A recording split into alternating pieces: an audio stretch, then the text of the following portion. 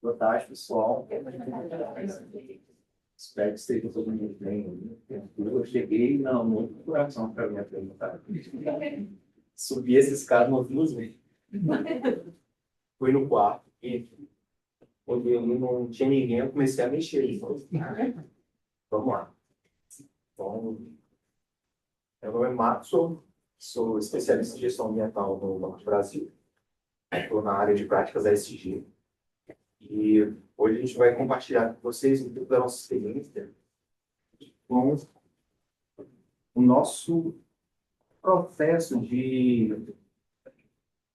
vou chamar de atualização da forma como a gente contabiliza as emissões, mas já é um controle que a gente já queria fazer há muito tempo. E desde o final do ano passado, a gente conseguiu deixar ele mais redondo e ok. A gente compartilhou com o pessoal do GHG e eles acharam que seria interessante a gente compartilhar essa pequena parte da nossa atuação. Eu acho que não vai.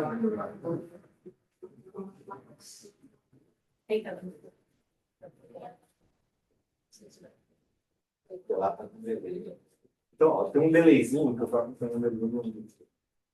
eu acho que, para começar, é interessante falar um pouco do Banco do Brasil. Acho que todo mundo já sabe que é uma das maiores instituições financeiras do país, com certeza do mundo. A gente vem recebendo muitas premiações relacionadas à gestão ambiental, por isso que a gente é um dos bancos mais sustentáveis aí do planeta. Não é à toa, até porque a gente participa de uma série de atividades. A gente tem uma Agenda 30, a gente participa dos Objetivos de Desenvolvimento Sustentáveis, estamos no CBED, tem um Pacto Global, tem o TCFD, CDP, que é um dos maiores repositórios de informação sobre emissões que a gente tem. Estamos no ISE, estamos listados no ISE, W3, respondemos o CO2. Boa parte dessas questões aqui, para quem é do sistema financeiro, já está habituado. Para quem não é, o ISE, caso da B3, que é a Bolsa de Valores, é um índice de sustentabilidade empresarial. O CO2 é um índice de carbono eficiente. A gente pega todas as nossas emissões, faz uma comparação aí com o nosso resultado e a gente participa lá do CO2 também. Estamos listados pela JSI, que é a Bolsa de Valores de Nova York. E desde 2021, a gente vai acompanhando a questão do Science Based Target. Então, a gente é signatário do Green Ambition. Estamos preparando nossas metas de longo prazo e as de curto também, para que a gente possa submeter e ter a nossa gestão ambiental, principalmente com mudanças climáticas, aprovadas no Science Based Target e consiga realizar ela da melhor forma. Já tem algumas metas para atingir até 2030, quando o nosso inventário for disponibilizado. Você já pode acessar lá, você vai ver um pouco da nossa atuação e pensão em meta no Science Target. Desse contexto, acho que é interessante agora a gente cair na parte mais específica, pensando aqui no próprio GHG. Então, aí com a FGV-SES, a gente está desde o início, desde que eles trouxeram aí a nacionalização da metodologia do GHG. Nós somos uma das empresas fundadoras do programa junto com a FGV. A gente está com eles desde 2008. E desde 2010 a gente vem conseguindo o selo ouro. Eu acho que vocês que, de alguma forma, estão atuando nesse meio aí já entendem mais ou menos o que é inventário. E esse selo ouro, eu acho que é uma aprovação aí da expertise e principalmente da excelência da construção do inventário. A gente faz o básico, escopo 1, 2, a gente já caminha para o escopo 3, a gente tem algumas exigências a mais sobre o que a gente está incluindo 3, mas a gente faz 1, 2, várias categorias do 3 e passa por verificação. Após isso, vira o normal do GHG, então isso para a gente é muito importante. E a gente todo ano faz o reporte dessas emissões internamente, faz palestras como essa para o pessoal do banco, até para conseguir compartilhar da melhor forma. E essa questão do compartilhamento é uma das coisas que o Barro fez com que a gente conseguisse dar o passo seguinte, que é o que eu vou compartilhar agora com vocês. Eu acho que todo mundo aí que está envolvido tem essa situação que eu chamo de desafio, não, uma situação, problema, desafio, que é o quê? Quando vai construir inventário, 1 milhão de fontes, 1 milhão de informações, várias áreas que a gente tem que acessar. É informação interna, no caso do banco, é informação interna do banco, sistema interno do banco, informação externa à organização. Tem dados, por exemplo, que a gente pega da ANP para transformar o nosso gasto. em combustível, em litros, para poder transformar em CO2. Então, essa parte é muito onerosa, dá muito trabalho, e nem todas as áreas têm a sensibilidade necessária para que, quando a gente pede essa informação, eles disponibilizem, né? Então, nesse contexto, eu acho que boa parte das organizações passam por isso. Nesse sentido, como eu falei, a gente é signatário do Science-Based Target. Uma das questões que a gente tem que estar muito atento são as emissões diretas. No caso do banco, a maior emissão está relacionada aos gases liberantes. Essa emissão ela é altíssima, então chega até 95% do nosso público. Então, como a gente fazia uma emissão baseada em informação no site da nossa engenharia, a gente estavam listados todos os equipamentos de gás refrigerante do banco, de ar-condicionado, e todos os tipos de gás que estavam lá, o que a gente fazia? Estimativa. Só que, para você estabelecer uma meta factível, uma meta adequada, que você possa reduzir ou acompanhar melhor essas emissões, não daria para a gente fazer estimativa. Então, a primeira problemática foi essa, atuar junto com o pessoal da engenharia para que a gente pudesse melhorar essa informação. Porque quando a gente faz uma estimativa, nós podemos estar subestimando essa informação ou até, principalmente, preocupando em metas, superestimando. A gente podia estar emitindo muito mais, reportando uma emissão muito maior do que realmente a gente estava realizando. Baseado nesse contexto, nessa realidade, nós chegamos. Pessoal da engenharia, você já tem um portal, esse portal já tem todo o inventário do banco de equipamentos, já tem todo tipo de gás, vocês já acompanham a realização de manutenção desses equipamentos. O que a gente precisa? Vamos sentar com vocês e organizar duas grandes coisas. Primeiro, ajustar esse portal para que a gente possa ter informações relacionadas à manutenção. De que forma? Quando for feita a manutenção, o pessoal, ou a empresa especializada que fizer esse controle, passar o equipamento que foi realizada a manutenção, o tipo de gás e principalmente a quantidade. Por quê? É aí que nós vamos saber qual a quantidade de emissão positiva que nossos equipamentos de ar-condicionado tiveram.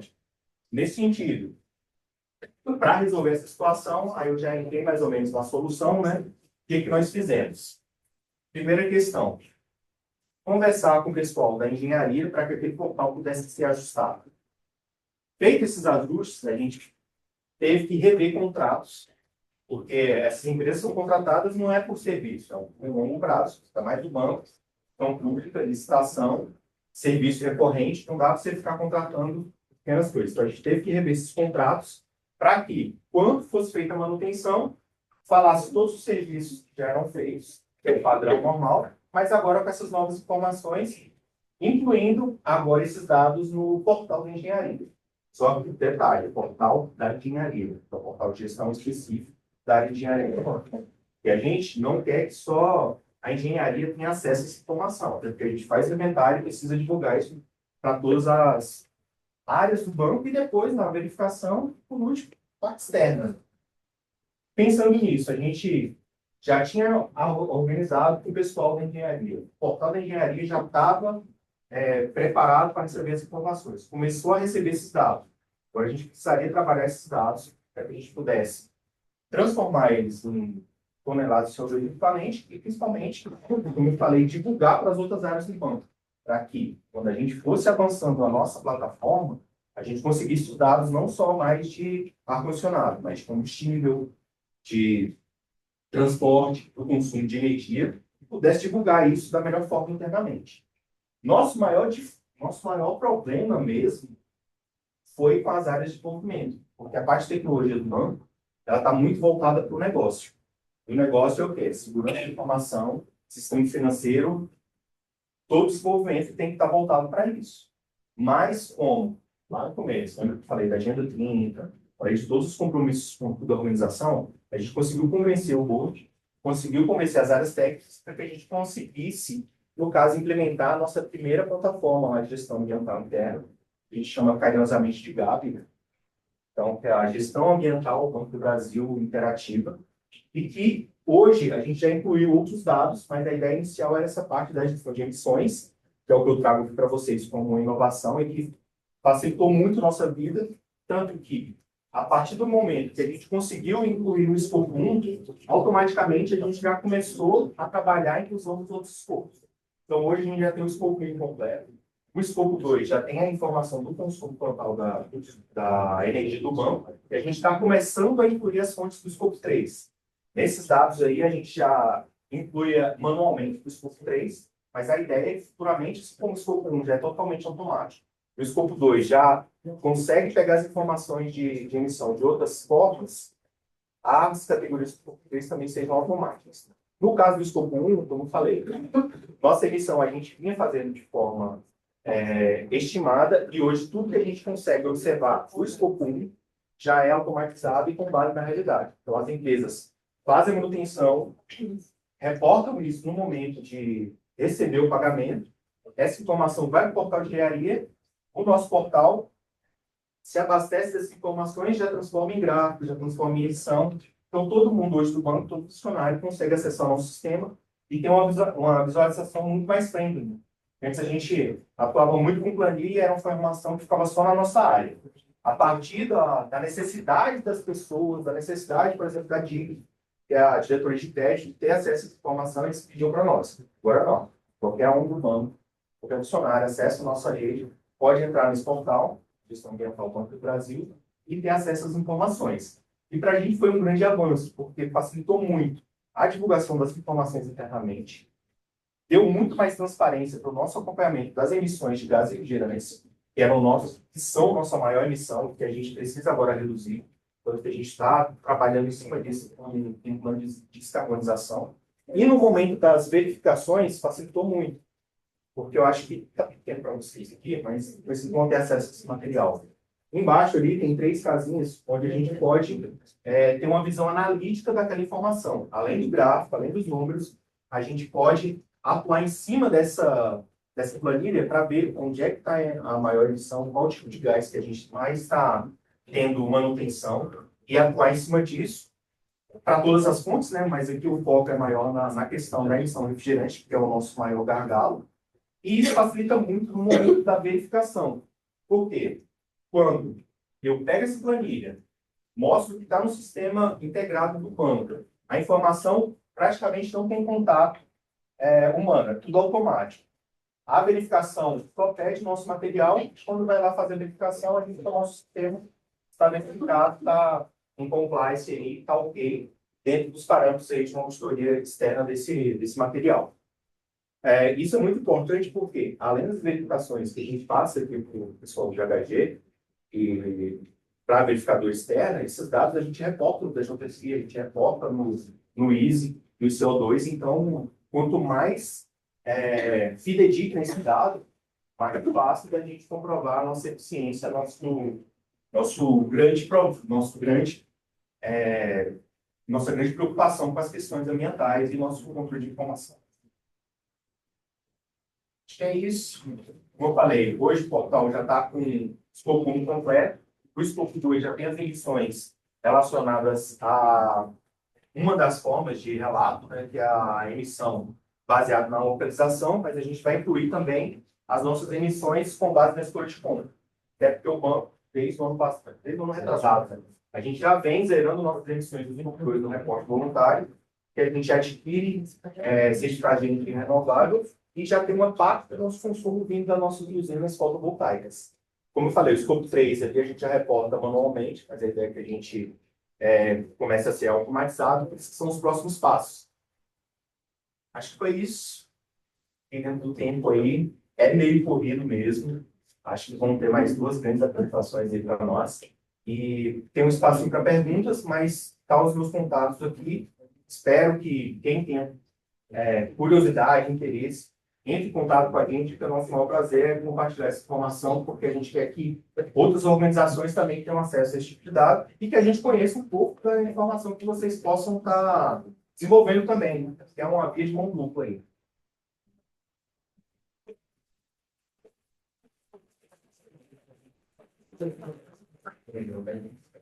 É uma pergunta, na verdade, um comentário, que a gente passou por um processo bem parecido, uma empresa que eu trabalho, que eu tenho de tentar sistematizar, criar um ambiente em que a gente pudesse sistematizar a coleta e guardar essas informações.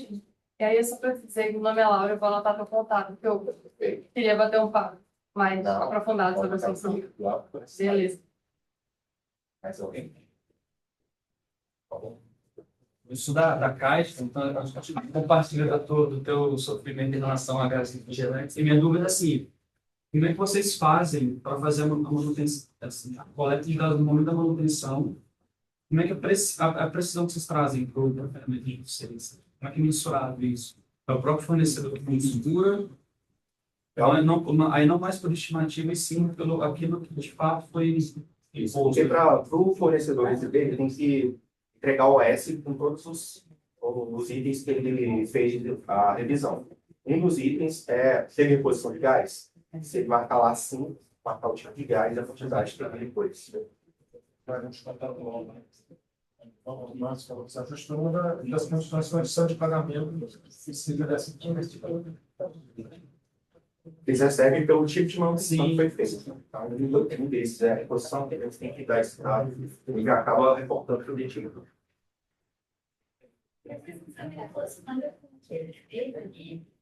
Então, o fornecedor ele não tem os dados na plataforma. Só fornece a DOS, vocês mesmo desigam alguém para fazer Isso. Tem uma área de engenharia, uma área regional de engenharia que acompanha essas manutenções. Então, eles devolvem os pedidos de serviço, né, com esses dados. Aí o próprio pessoal do banco inclui lá no portal da engenharia. Não tem uma OS digital, certo? Aí já é... Pode ser questão. Pode ser inovação. Pode ser, não sei.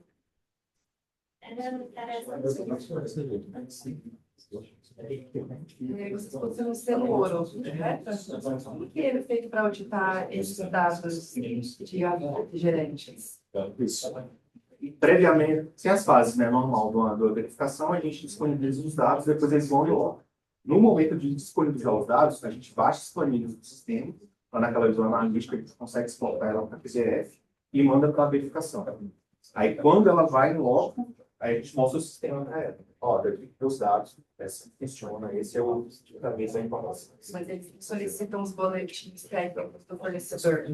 É porque a nossa, ela não está com... Eu esqueci agora o termo. É verificação em nível razoável. Então, ela não entra na conta de energia, ou no caso, na OS, do serviço da comunicação. A gente tem uma pergunta do Lorena também para trazer um pouco dos nossos participantes virtual. Portal Gado relata dados do motivo da necessidade de garantir os gás para ver a causa da reposição. Não, porque isso é uma informação que é prévia, que é lá do portal da engenharia.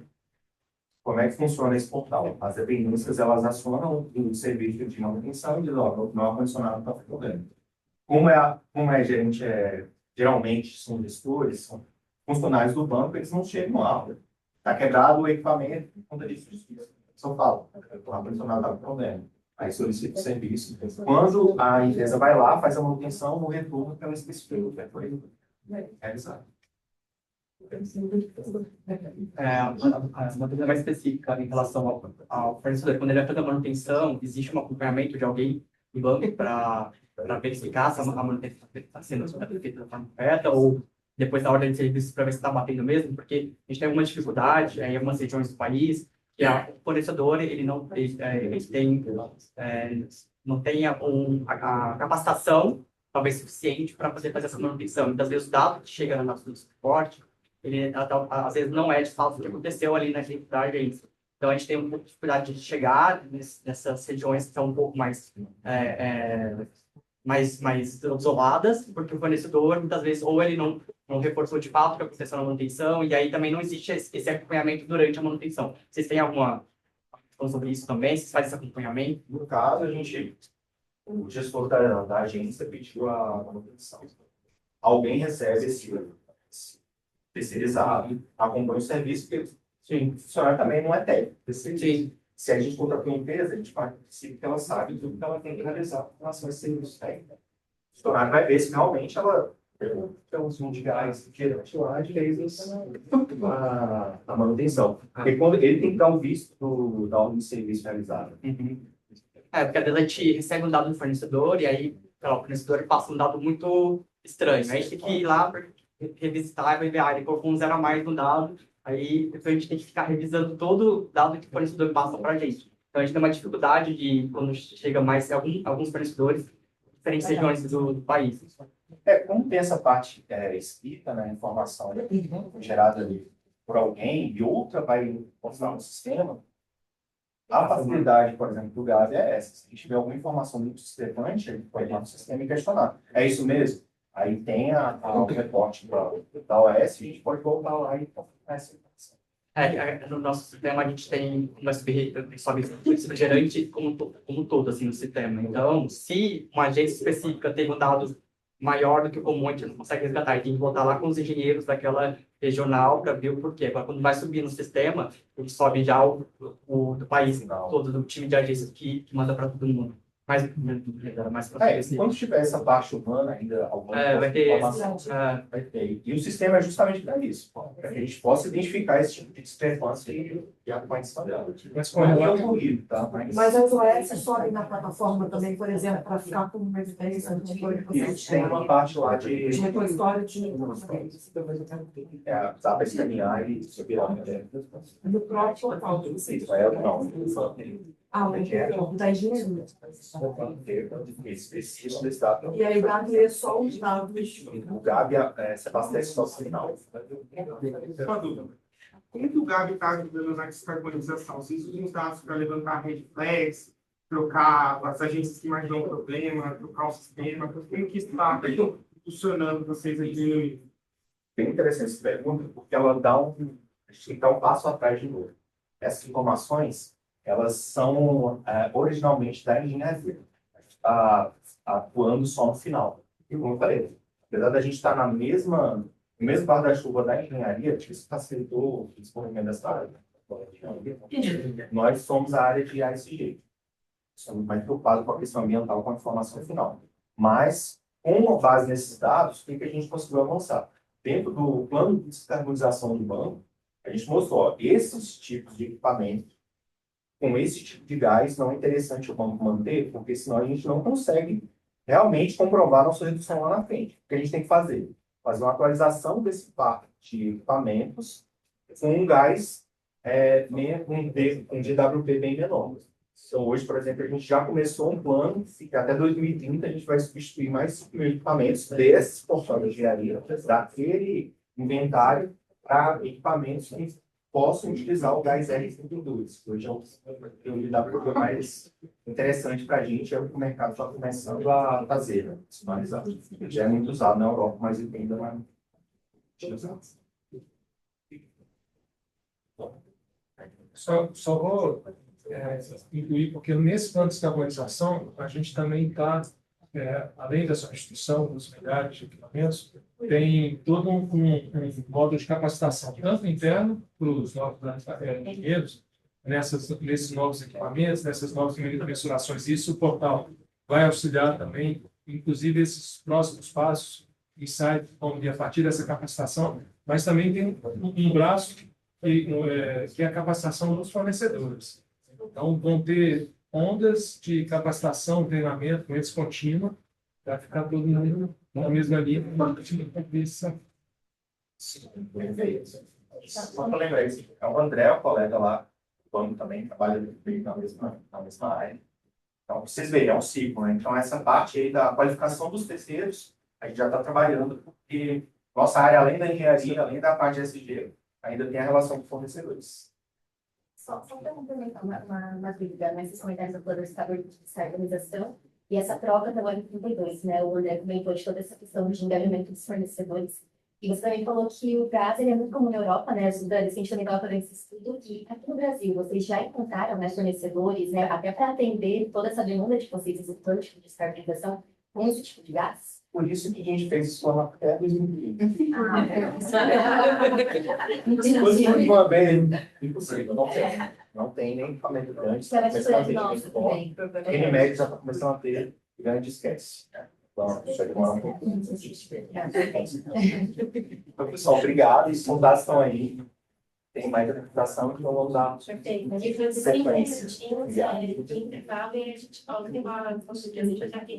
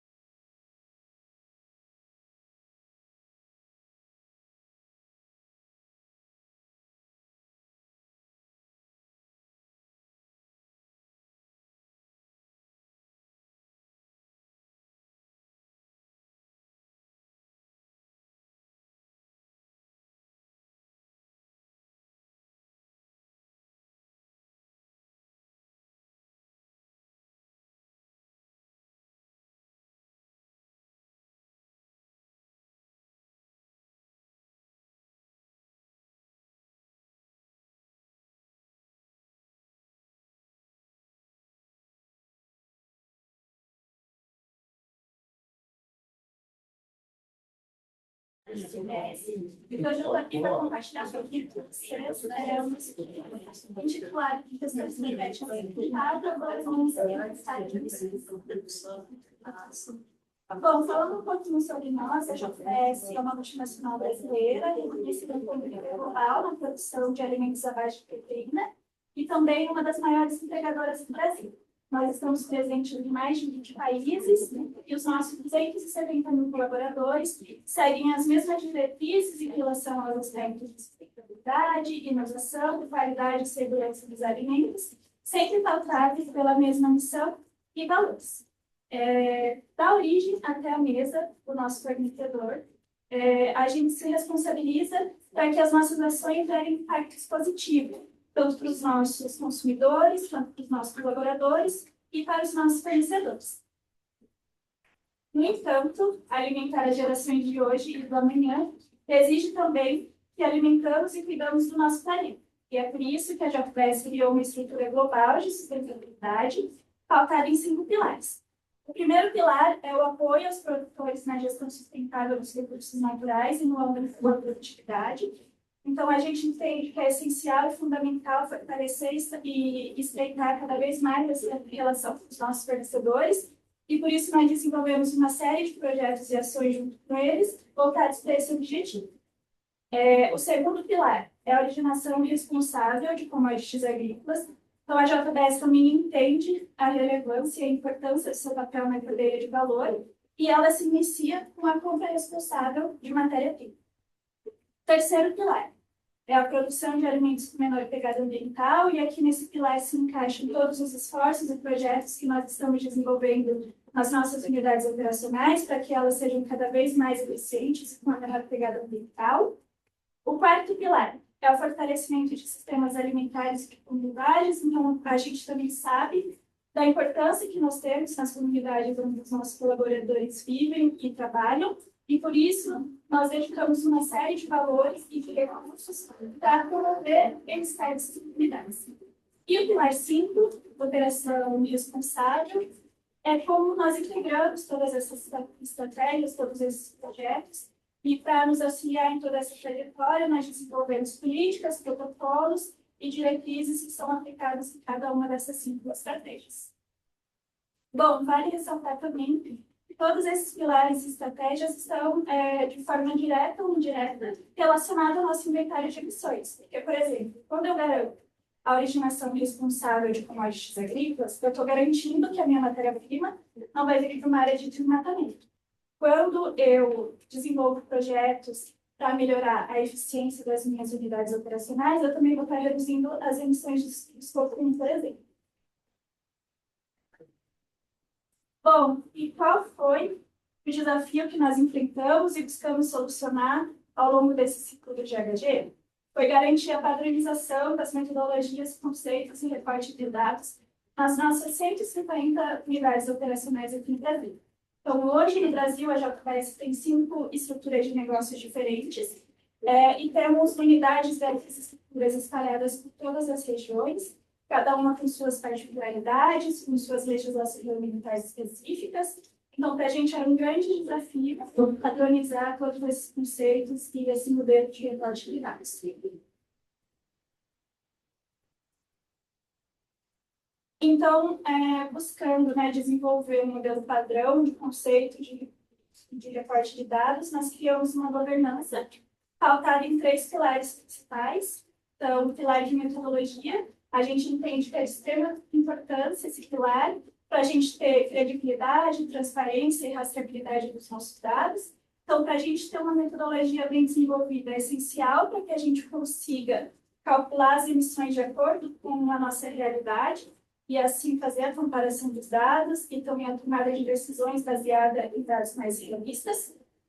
O segundo pilar, que é estratégia. Então, ter uma estratégia de descarbonização é de extrema importância também frente ao cenário de mudanças climáticas e para atendimento das nossas metas. E o terceiro pilar, que é o que a gente está trabalhando mais fortemente, também por os motivos da geração desse case, que é a gestão de dados.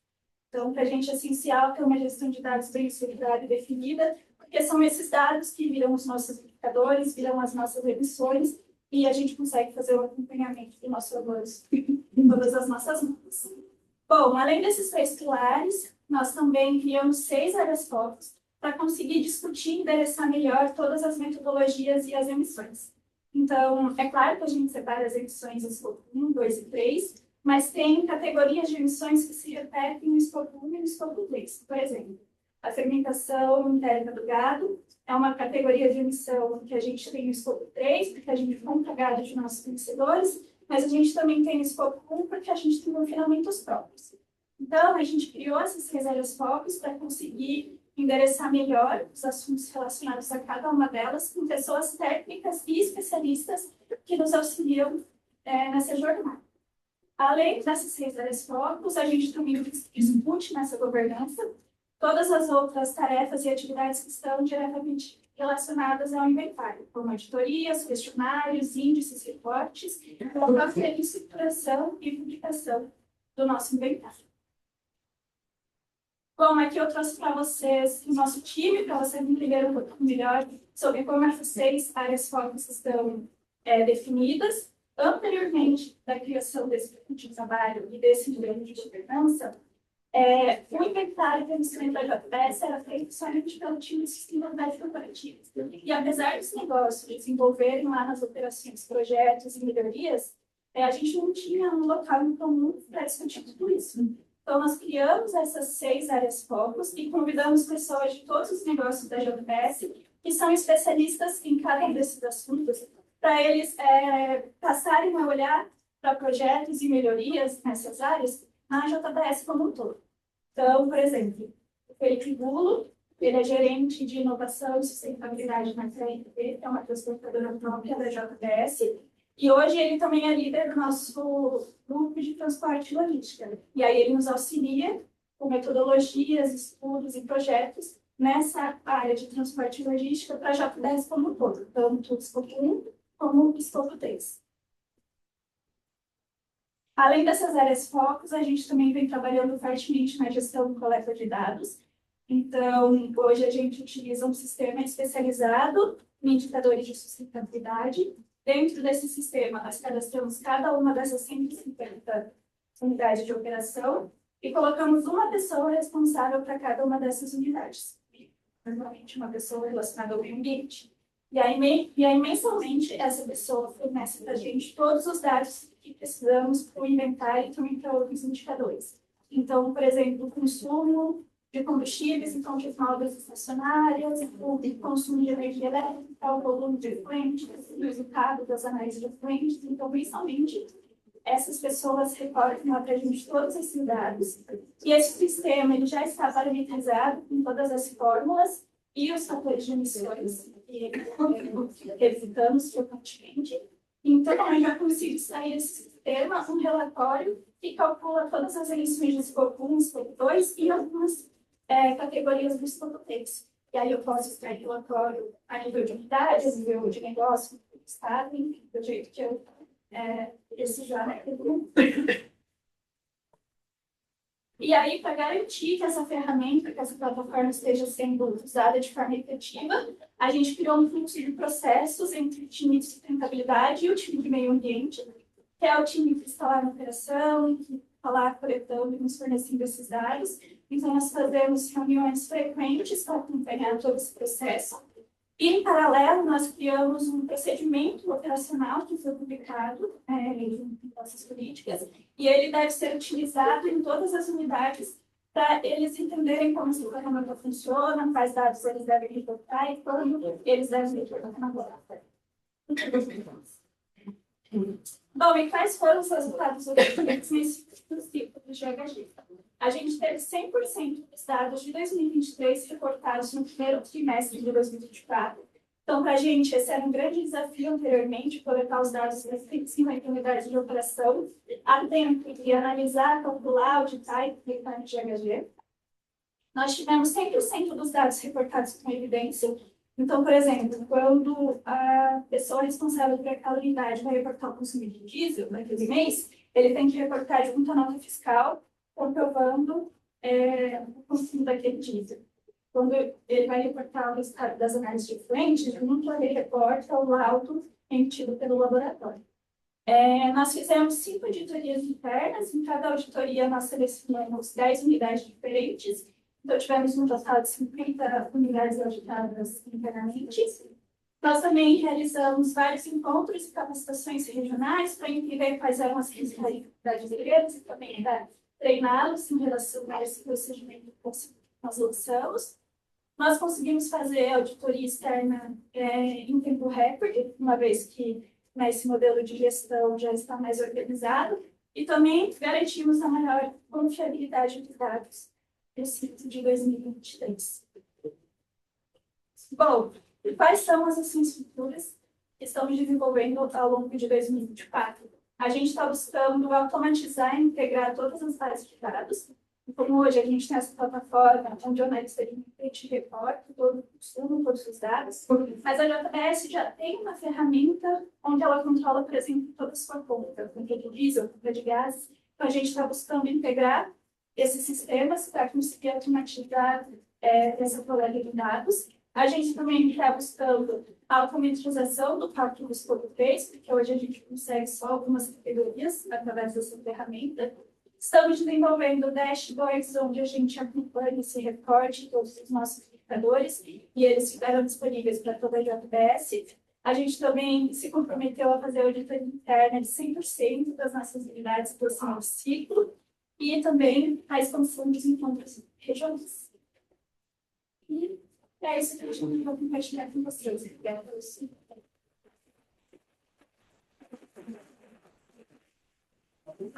Pessoal, só vou falar, se vou pedir quem for fazer perguntas, tenta falar um pouco mais alto, o pessoal que está online conseguir ouvir, certo?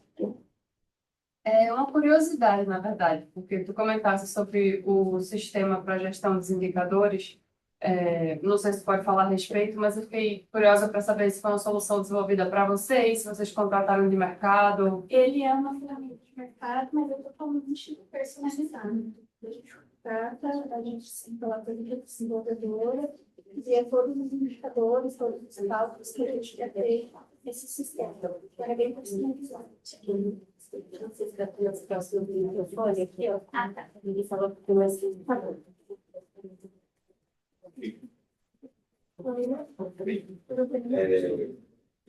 Trouxe ali que foi criado uma espécie de comitês temáticos ali que o pessoal debater os temas ou a melhor eficácia da questão das cidades. Deixa eu ver se está sendo interessante. Agora, qual a autonomia que eles têm, qual o salário que tem e qual o processo depois, porque eles têm total autonomia para conduzir o time deles, então, para analisarem os dados. E, por exemplo, a gente viu que uma unidade X lá está utilizando ainda muitos gases que geram bastante emissão. Então, a gente quer substituir por uma caldeira, utilizando biomassa. Eles têm total autonomia para propor esses projetos. E aí, mensalmente, a gente faz uma reunião presencial com todos esses líderes. Eles passam para a gente quais são as ações e projetos que eles querem propor. E aí a gente tem também mensalmente um comitê de sustentabilidade com todos os presidentes dos negócios e a gente leva isso. Quanto vai custar, qual vai ser o impacto. era esse o ponto. Então, essa autonomia para propor e depois ele vai ser submetido a uma sala superior que vai deferir ou não, ou vai avaliar, né, a viabilidade de cada um. Isso, porque às vezes eles lançam um projeto muito legal, mas não é viável financeiramente naquele momento. Então, a gente precisa passar isso para os presidentes, para eles decidirem naquele momento onde a gente vai investir, onde a gente vai escalar mais um pouquinho. Tudo bem? Felipe Telerai. Muito legal a apresentação, parabéns. A dúvida que eu tenho é em termos de engajamento. Percebi que tem bastante pessoas envolvidas e quanto maior a gente tem quantidade de pessoas, mais difícil você conseguir manter, né, a estratégia e a condução para que todo mundo direcione para o mesmo local. Imagino que tem especialistas que apoiam o processo, mas também provavelmente tem não especialistas em sustentabilidade, mas especialistas do negócio participando disso. Qual o grande desafio e como você garante que essa rédea do engajamento esteja sempre apertada em direção ao objetivo da companhia? A gente trabalha frequentemente nesses encontros regionais, a gente tem reuniões frequentes com os times de e uma das coisas que a gente está fazendo para conseguir engajar mais o pessoal lá da operação reportar o dado, a nossa evidência, uma gamificação. Tem um projeto onde as unidades vão ganhar um prêmio no final, e aí esse reporte, esse engajamento em relação aos dados que a gente usa para o inventário é um qualificador para essa gamificação. Então, uma das estratégias que a gente está tendo também é conseguir colocar isso nas metas deles, nas ações, para eles se manterem engajados. Oi, boa tarde, sou a Fernanda, obrigada pela apresentação. Eu queria saber se vocês têm alguma abordagem específica diferenciada para a gestão do metano. Se vocês têm, imagino que vocês têm, né, esse tipo de gás de moderação de vocês, e como é que vocês fazem essa gestão sob o ponto de vista de contabilização, né, e mitigação. Então, até o ciclo anterior, né, a gente utilizava os fatores nacionais existentes, mas eles não retratam a nossa realidade. Porque, por exemplo, a gente garante a originação responsável, a gente encontra de uma área que tem desmatamento, mudança significativa do uso do solo. E aí a gente está fazendo estudos com fornecedores parceiros, com fazendas parceiras, para a gente entender qual é o real impacto das nossas emissões. Também estamos fazendo estudos com universidades, para conseguir trazer mais para a nossa realidade as emissões do gado. Também estamos fazendo uso de aditivos na ração do gado, que auxiliam na digestão dele e ajuda a reduzir as emissões de metano que ele gera na alimentação interna. Então, também a gente está conduzindo alguns estudos aí, porque as emissões de metano do gado são disparadamente as nossas maiores emissões.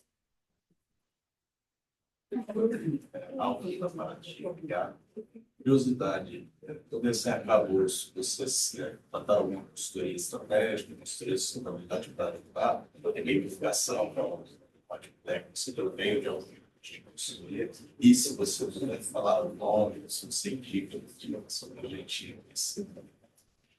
Na verdade, a estratégia de 6 alesfólogos veio do time global, desses globais, Qual é a pergunta? Pode repetir a pergunta? Se a gente utiliza alguma consultoria, algum suporte em todo esse processo para desenvolver essas estratégias, esse grupo de estudo, acho que é isso, né? Então, essa estrutura veio do time global e ela foi discutida com todos os diretores de sustentabilidade da JPS, e a gente recebe auxílio na condução do nosso inventário. Solução dos dados fiscal, a gente, para rever os fatores de emissões, as auditorias, a gente recebe auxílio. Mas para esse grupo de trabalho, não. O pessoal online queria saber que você faz um pouco mais do sistema de gestão de dados. Eu não trouxe de um slide para mostrar, deveria, mas ele chama Credit 360, é uma plataforma terceira. A gente contratou ele e lá a gente fez um trabalho árduo de estruturar esse sistema. Então, nós cadastramos as nossas unidades de operação de acordo com o negócio, a start, a localização, o estado, e nós estruturamos formulários que as pessoas têm que responder para a gente mensalmente. Então, por exemplo, a gente tem um formulário de combustão estacionária. Aí lá vai ter consumo de diesel, consumo de gasolina, de qualquer outro combustível em caldeira, em gerador, em equipamento de secador. Então, antes da estruturação desse sistema, a gente fez um levantamento de quais eram as fontes emissoras nossas e para criar esses formulários lá. Então, formulário de combustão estacionária, monta todos os equipamentos lá e os tipos de combustíveis utilizados. Aí um formulário de combustão móvel, também vai ter lá para a pessoa reportar todo o consumo de combustível em cada uma das nossas fontes móveis.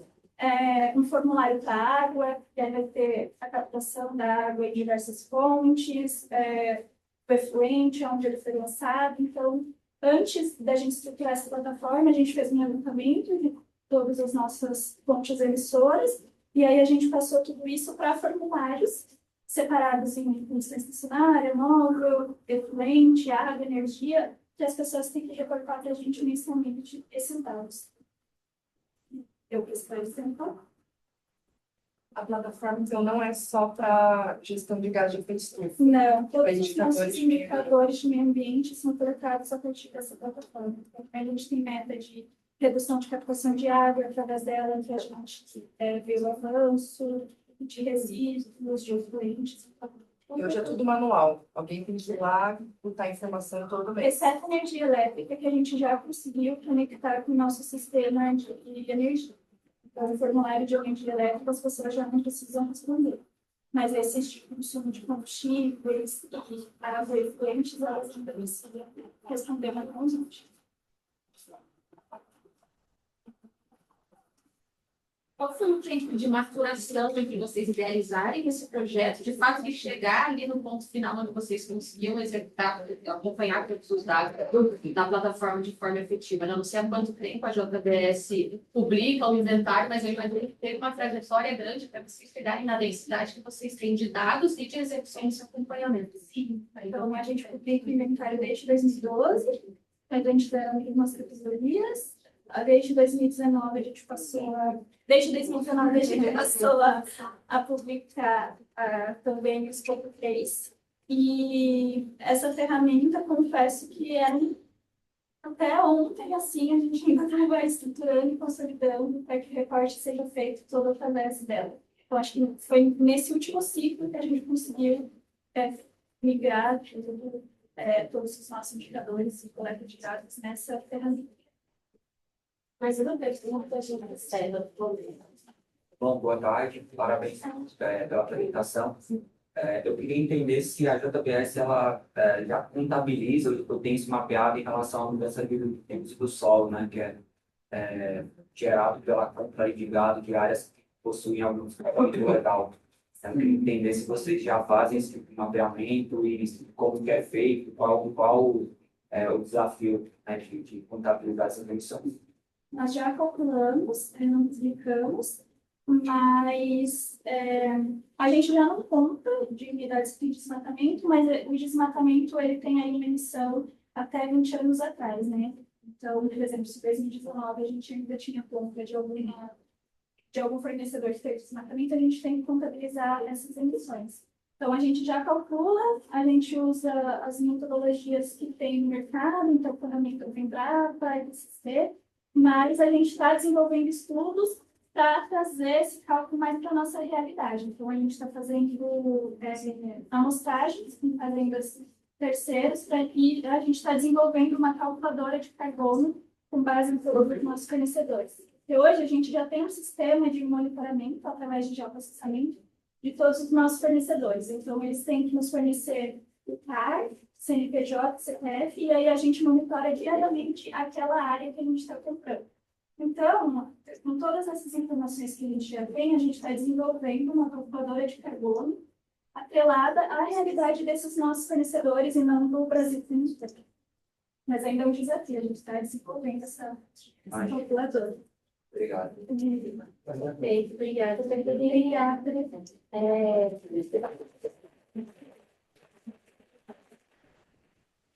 A gente vai ter um rápido intervalo de 2 minutinhos para a gente já passar para a última apresentação, porque na sequência a gente já tem encerramentos, para poder se for mais. Então, só para a gente trocar aqui, agora a apresentação da Alessandra, pode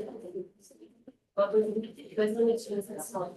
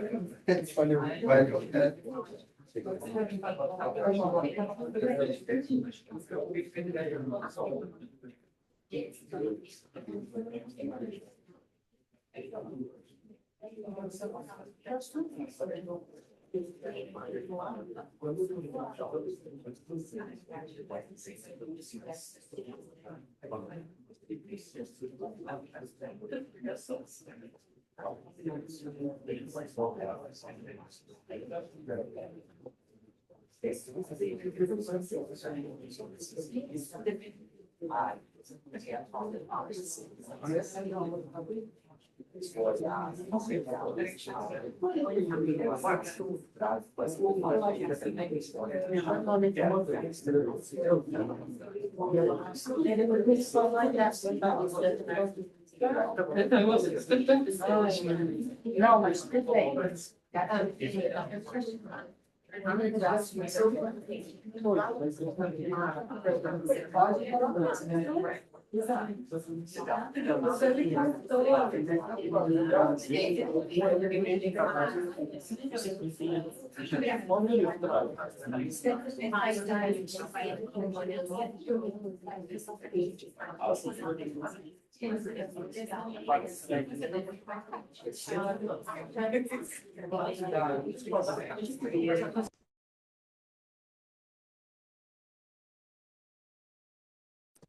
Falta?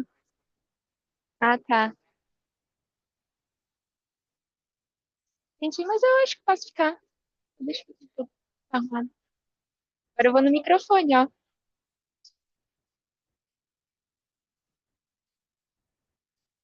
Ah, ficou baixinho. Ficou com retorno daí. Oi, oi. É.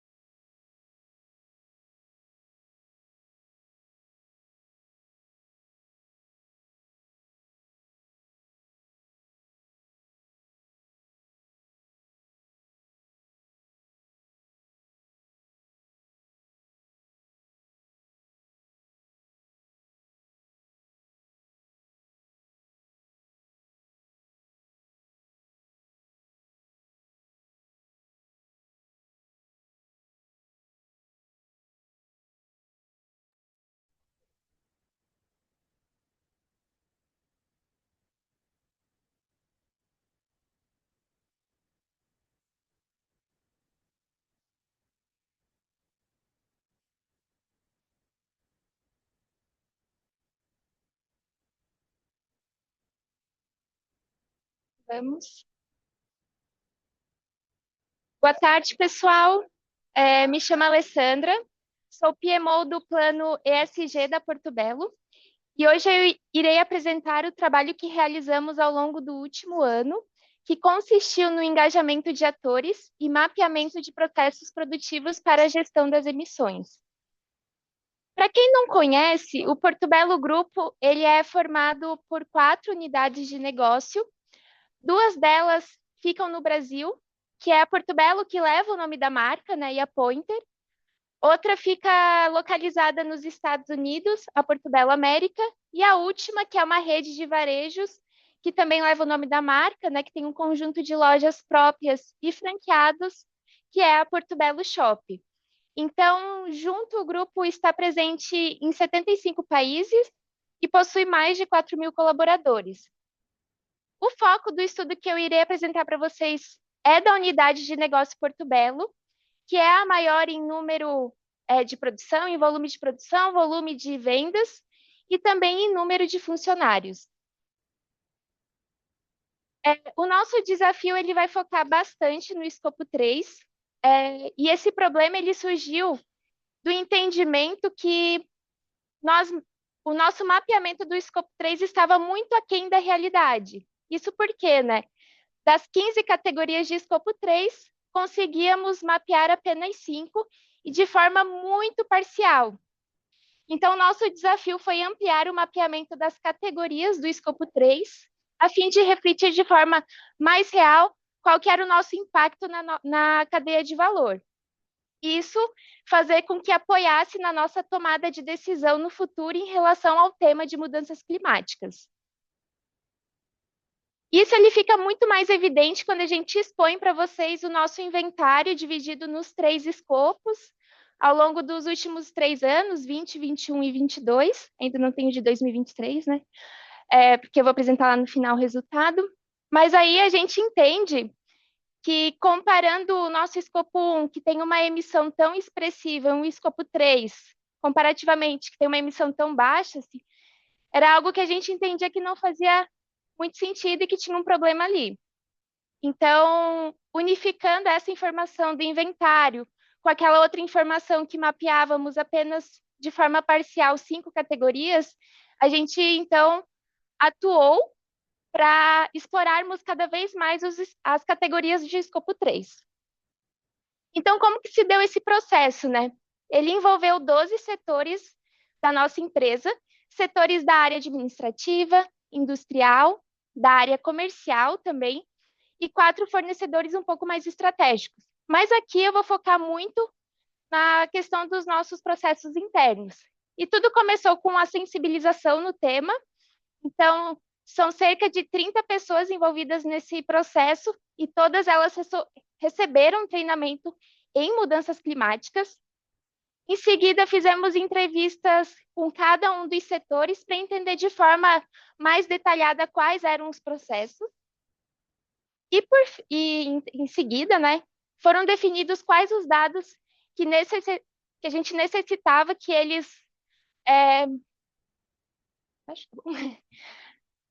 e aí, em seguida, a gente definiu quais os dados que a gente precisava que eles nos fornecessem, e ao longo de todo o processo foi dado suporte às equipes, alguns mais, outros menos.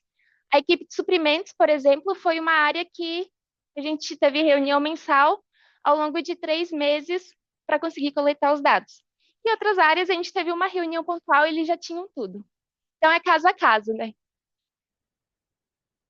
E essa sensibilização, esse engajamento, ele também entrou junto com outras 4 iniciativas da empresa. O primeiro, e talvez um dos mais importantes, foi a implantação de uma plataforma de gestão de gastos e de compras pelo time de suprimentos. Então, a antiga ferramenta, ela não tinha muita informação, ela era muito antiga, então, se eu comprasse um telefone, aquele telefone teria um código X. Se eu comprasse a infraestrutura de TI de um prédio, teria o mesmo código. Então, quando a gente fosse calcular as emissões, não teria o mesmo peso que estava errado, né? Então, com a nova plataforma, cada item comprado possuía o seu próprio código e, com isso, a gente conseguiu detalhar muito melhor tudo que a gente comprou ao longo de 2023. Outra iniciativa, né? São as trilhas de desenvolvimento de academia de dados. Então, os 30 profissionais que participam desse processo também participam de uma trilha voltado para treinamento em análise, manipulação e gestão de dados. Um outro ponto forte dentro da empresa é o tema de sustentabilidade. Então, é uma cultura forte e foi uma cultura que ganhou muito peso com o Plano Estratégico em Sustentabilidade, que foi lançado no ano passado e possui metas de longo prazo na área ambiental, social e de governança. Então, como já tem isso muito estruturado no tema de sustentabilidade em geral, e o tema de mudanças climáticas está dentro, né? Ele acabou ganhando espaço por isso também. E por último, né? Os nossos produtos possuem análise de ciclo de vida, e esse é um estudo que também ajudou muito na construção do nosso inventário, principalmente nas categorias 11 e 12 do escopo 3. E as nossas dificuldades, quais que foram as nossas dificuldades, né? Em primeiro lugar, foi a falta, como eu já falei, a gente fez a migração de um sistema de gestão de gastos para outro, né? Esse estudo ele era para ter acontecido em relação ao inventário de 2022, mas a gente conseguiu aplicar só em relação ao inventário de 2023, mas a gente teve que esperar fazer essa migração de sistema, porque o antigo sistema não ia dar um bom detalhamento de tudo que a gente comprou, que cabe lá dentro da categoria 1 de aquisição de bens, né? Então, a gente teve que postergar o estudo por um ano. O segundo e o terceiro ponto, eles são até semelhantes. Então, hoje a gente não tem a pegada de carbono dos produtos que adquirimos. Então, a gente utilizou muitos dados secundários para o cálculo das emissões. Isso tudo para aquisição de bens e também para contratação de serviços. Vou apresentar de forma geral os resultados, aí depois eu vou mostrar os processos e as emissões ao longo da jornada do produto da Porto Belo, que eu acho que é até interessante, porque eu acredito que muitos de vocês não conheçam uma indústria de revestimento cerâmico, né? Talvez o Felipe. Então, os resultados, a gente conseguiu avaliar todos os processos e entendemos que das 15 categorias, 10 são aplicáveis a Porto Belo e conseguimos mapear 9 delas. Teve um envolvimento direto de 30 pessoas, de 12 setores.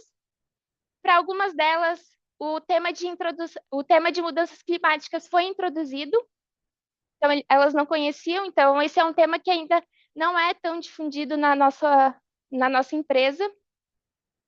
E foi construída em conjunto a primeira base de coleta de dados em relação ao escopo 3 e que vai servir de base para os próximos anos. Pequeno, né? Mas essa é a jornada do produto e agora eu vou mostrar de forma bem rápida as emissões. Então, começando pela categoria 1, que é a parte de aquisição de bens e serviços. Essa é a categoria mais expressiva em relação ao nosso escopo 3, principalmente na compra de matéria-prima e de produtos indiretos da produção. Também tem as emissões de serviços, a de aquisição de embalagens que compõem o nosso produto e também a aquisição de produtos acabados, que são aqueles produtos que adquirimos de outras indústrias de revestimentos cerâmicos, embalamos com a nossa marca e revendemos pelos nossos canais de vendas. Também tem uma emissão considerável em relação aos combustíveis. Então, para quem não conhece a indústria de revestimento cerâmico, ela consome muito combustível, principalmente gás natural. Então, como tem um consumo e uma emissão grande lá no escopo 1, isso também carrega para a categoria 3 do escopo 3. Aqui a parte de transporte e distribuição eu até unifiquei, né? Que são as emissões relacionadas ao transporte e distribuição do nosso produto no mercado nacional e internacional. Um pouco menos expressivo vem as emissões da categoria 5, da parte de resíduos. Então, todos os resíduos gerados no Parque Fabril, a maioria vão para reciclagem, mas uma pequena parcela vai para coprocessamento e é onde vem essas emissões. A categoria 6 e 7 ela é semelhante em várias empresas, né? São as emissões de viagens a negócio e também as emissões de deslocamento casa-trabalho dos funcionários. A categoria 11 ela é talvez seja um pouco curioso para vocês, né? Que é a parte de uso de bens. O revestimento cerâmico ele é inerte, então teoricamente não há uma emissão de carbono pelo uso dele. Mas tem uma emissão atrelada à instalação, porque você não instala revestimento sem uma argamassa. E a argamassa possui uma pegada de carbono bem considerável, porque ela vem da indústria cimentícia. Se for utilizada polimérica, pior ainda. Então, essa é a segunda categoria com maior emissão para o nosso modelo de negócio. E por fim, das categorias aplicáveis, né, vem a categoria 12, do tratamento de fim de vida do produto. Novamente, é um produto inerte, que teoricamente não tem emissão quando ele vai para um aterro de inertes, né? Mas ele precisa ser desmontado de uma obra e ele precisa ser transportado. Então, nesse desmonte há consumo de energia elétrica e também há um transporte que no Brasil geralmente é o transporte rodoviário. Então, essas são as emissões da categoria 12. E aqui eu trouxe para vocês um resumo das nossas emissões distribuídas por categorias. Então, como eu falei, a categoria 1 ela é a mais relevante, seguida da categoria 11, e por fim a categoria 9, que é a parte de transporte downstream. E agora, trago para vocês então as emissões em conjunto com o escopo 1, 2 e 3, ao longo de 20 até 2023, e aqui a gente entende que as emissões do escopo 3 estão mais coerentes para o nosso modelo de negócio do que aqueles outros 3 anos. Como ações futuras, né? Falei para vocês que utilizamos muitos dados secundários, principalmente da base de dados do EcoInvent. Então, o nosso próximo passo é utilizar dados primários dos fornecedores. Então, pedir para quem tem nesse momento a pegada de carbono e ir melhorando esse cálculo ao longo dos anos. Como sugestão 3, a inclusão da categoria 2, que são os bens de capital, que não inserimos nesse ano no inventário, mas também queremos inserir porque foi a única categoria que ficou de fora. Como melhoria em quarto lugar, né, vem a construção de uma própria ferramenta para a gestão desses dados de emissões. Então, utilizamos muito banco de dados interno, planilha, enfim, e com isso a gente pode ter perda de dados e também erro humano ao longo do processo. A quinta ação futura, né, é construir uma trilha de desenvolvimento focada em mudanças climáticas para os nossos colaboradores. Então, já tem trilhas de sustentabilidade, de diversidade, mas de mudanças climáticas ainda não tem. E por último, né, esse aqui ele está por último, mas ele é o mais importante. A gente colocou em sexto porque a gente entende que primeiro a gente precisa fazer o dever de casa, né? Que é engajar a cadeia de valor para que eles mesmos tenham essa gestão climática dentro das suas empresas.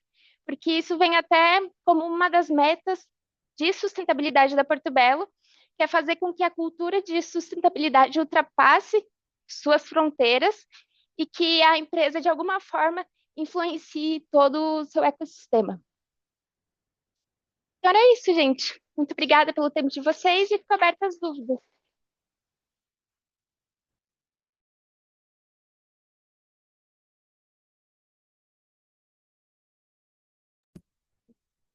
Pessoal, e agora no meio das perguntas, eu pedi também para o pessoal tentar falar um pouquinho mais agora.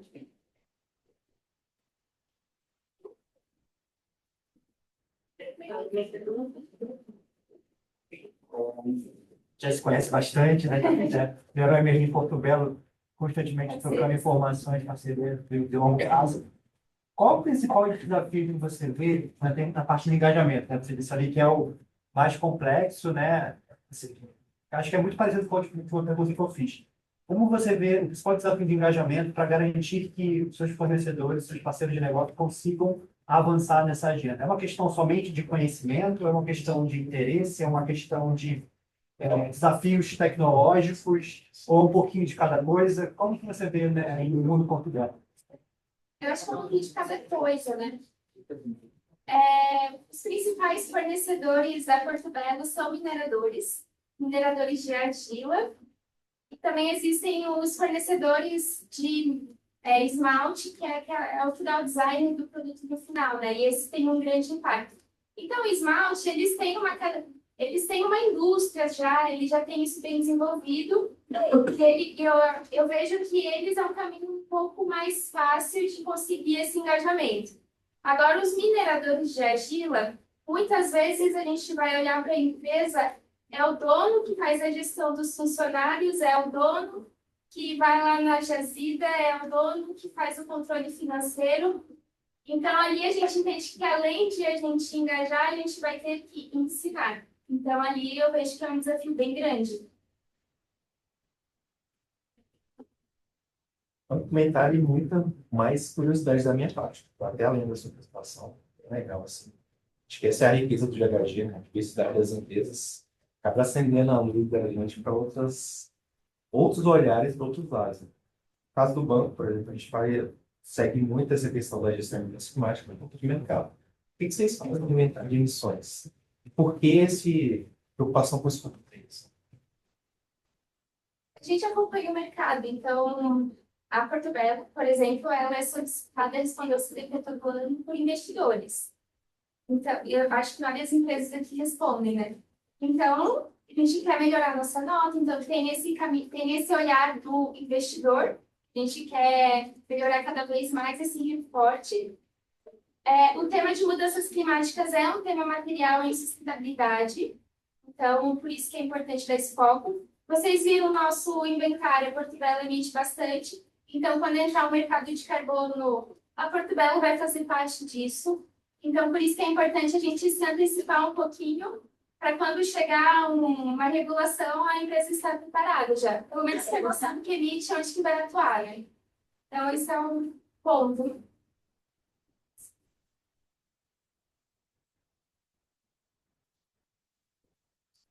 No online, fizeram uma pergunta.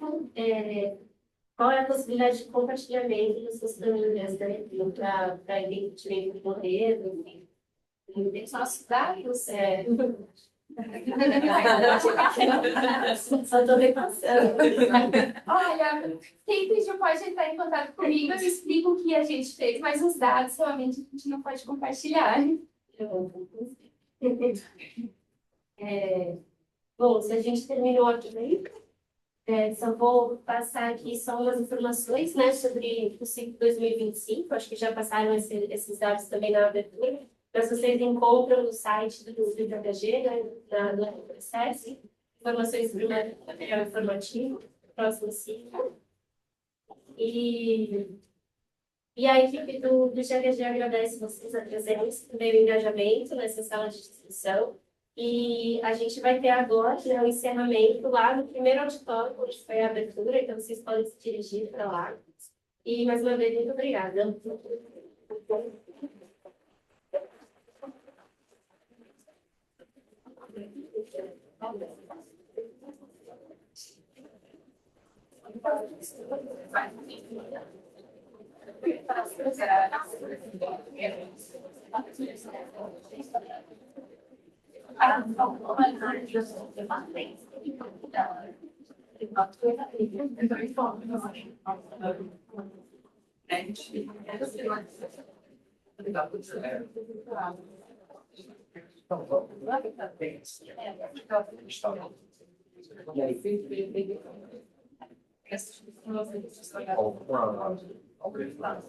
Vocês sabem,